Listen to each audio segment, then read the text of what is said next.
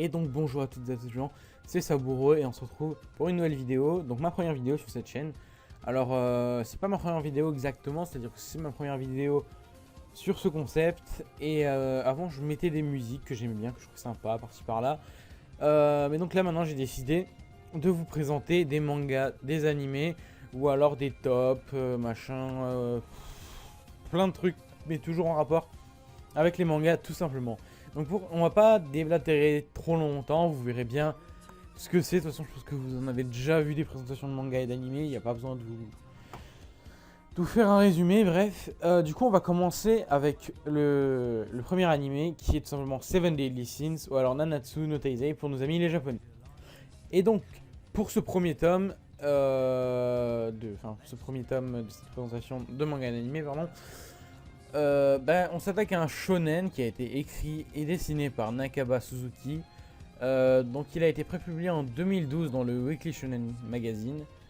En tout il y a eu 17 tomes qui sont sortis en tant que manga. Et sinon il y a eu 24 épisodes et 2 OAV actuellement pour l'anime qui est sorti en 2014. Voilà. Alors maintenant je pense que je vais vous lire le synopsis tout simplement.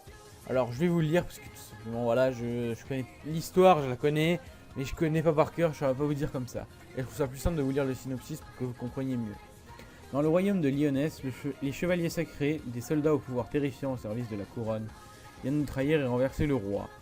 Elisabeth Lyonès, la troisième fille du roi, réussit à s'enfuir et part chercher de l'aide.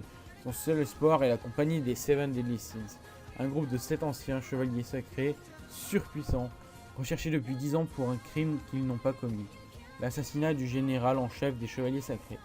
Elisabeth arrive un jour dans une taverne, le Bord Hat,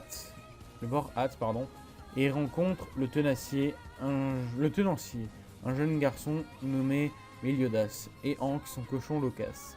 Mais surpris, le garçon se trouve être l'ancien chef des Seven Deadly Sins, le dragon de la colère. À eux deux, ils vont partir à la recherche des 6 autres Deadly Sins et tenter de défaire les chevaliers sacrés. Voilà pour l'histoire.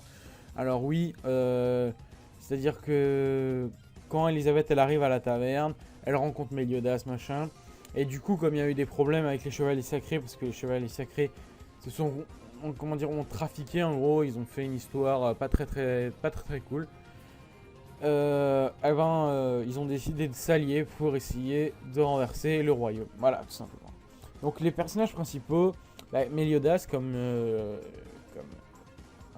je viens de les dire, Elisabeth, la fille roi, Hank, donc Hank qui est le cochon de compagnie de Meliodas, et Hank est un cochon qui parle et il raffole des restes, surtout parce que voilà, à chaque fois qu'il se présente, il dit que c'est Hank, le chef des nettoyeurs de restes, quelque chose comme ça.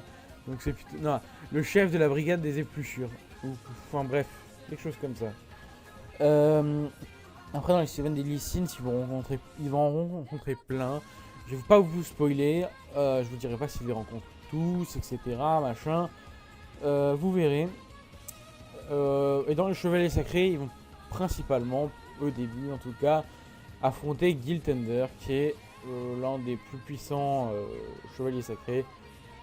Et qui était le fils de l'ancien chef. Donc là, quand ils ont comploté, vous savez, pour essayer d'accuser les Seven Deadly Sins d'avoir tué le chef le général en chef des chevaliers sacrés. Voilà. Du coup, donc maintenant je vais vous donner mon point de vue à moi. Donc qu'est-ce que j'en pense de Nanatsu no Taizai ou Seven Deadly Sins?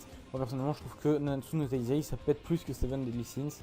Donc je dis Nanatsu no Taizai, de toute façon vous m'aurez compris. Donc qu'est-ce que j'en pense? Je trouve que c'est une histoire plutôt originale, oui et non. C'est-à-dire que on a déjà vu ce genre de choses, mais je trouve que c'est très bien fait, mieux fait que la plupart. Et je trouve que le truc avec les 7 péchés capitaux, c'est assez original. Aussi j'ai oublié de vous dire une chose, simplement que le royaume s'appelle Britannia. Et enfin le royaume de Lyonnaise, je sais plus, je crois que c'est quelque chose comme ça. Il y a un truc avec Britannia, donc je crois que Lyonnais c'est la même chose que Britannia. Après, je suis pas tout à fait sûr de ça.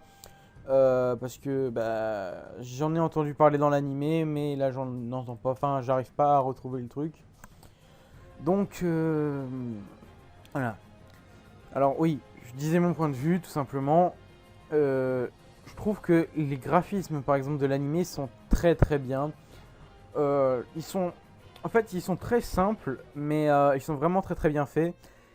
Et surtout que ça se passe dans une époque un peu différente de la plupart des mangas actuels. Ça se passe vraiment à l'époque médiévale et surtout que ça se passe en Europe, à ce que je vois. Enfin, j'ai un peu l'impression comme ça. Surtout que Britannia, machin, ça fait un peu penser à l'Angleterre, l'Irlande, ce genre de pays, quoi, l'Écosse, etc. Bon, l'Écosse, peut-être pas. Bah, je dis peut-être de la merde là, mais voilà. En tout cas, c'est un peu ce que ça me fait penser. Et l'OST est aussi très très bien. Donc rien à redire là-dessus. Après, c'est vrai que je trouve qu'on n'a pas assez enfin, on est tout le temps avec les Seven Deadly Sins, mais le point de vue de chacun, c'est-à-dire qu'on n'a pas vraiment... Par exemple, je trouve ils auraient dû plus travailler sur Meliodas, parce que bah, il a un certain style quand même, ils auraient pu le rendre vraiment stylé, mais il fait pas assez de choses, enfin... Je trouve qu'il y a même des persos qui sont mis plus en avant dans les personnages des 7 péchés capitaux que Meliodas, donc franchement ça c'est pas très très cool. Mais sinon dans l'ensemble cet animé est vraiment génial, je vous invite à le regarder. Et puis je pense qu'on va s'arrêter là, il faut pas que ça dure trop longtemps pour le premier. Alors pour le prochain je pense que j'ai déjà ma petite idée dessus.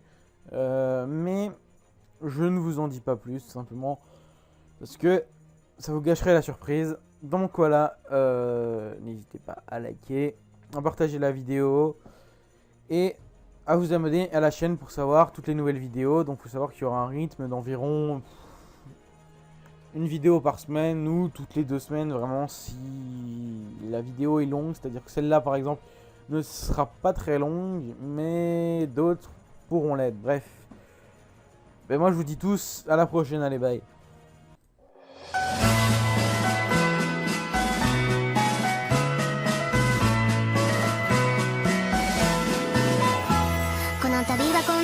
私を選んでくれてどうもありがとう。ご使用の前にこの取扱説明書をよく読んで、ずっと正しく優しく扱ってね。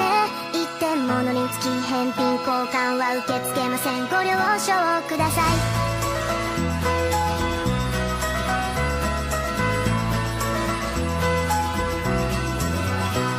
急に不機嫌になることがあります。訳を聞いて